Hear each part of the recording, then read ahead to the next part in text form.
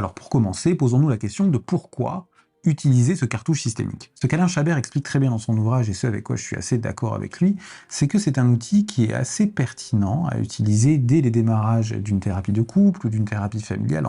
On va d'abord commencer par poser le cadre et stimuler déjà l'imagination des personnes en expliquant un petit peu le contexte historique. L'écriture égyptienne apparaît environ 3200 ans avant notre ère dans la vallée du Nil. Le plus ancien document conservé est une palette de pierre du roi Narmor. Un des plus récents date de 394 après Jésus-Christ. C'est une écriture à la fois figurative, symbolique et phonétique. La lecture peut se faire de gauche à droite, de droite à gauche ou de haut en bas. Ce sont les signes eux-mêmes qui vont désigner le sens de lecture puisqu'ils regardent toujours du côté du début de la phrase. Le déchiffrement de l'écriture égyptienne est attaché à Jean-François Champollion et à la pierre de Rosette.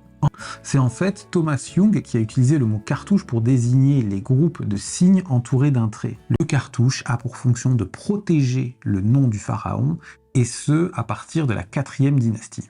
Il est peint en jaune ou or, couleur du soleil, et il comprend la titulature du pharaon, soit l'ensemble des 5 noms par lesquels il est désigné. Sans nom, il n'y a plus d'être. Donc dans un premier temps, ce que l'on va faire, c'est qu'on va inviter chaque personne de la famille à venir dire qu'est-ce qu'il souhaiterait mettre à l'intérieur du cartouche dans le sens de ce qui est important pour lui. Donc tout ce qui mérite d'être placé dans le cartouche, que ce soit des mots, des symboles, des dates, des valeurs, des projets, etc.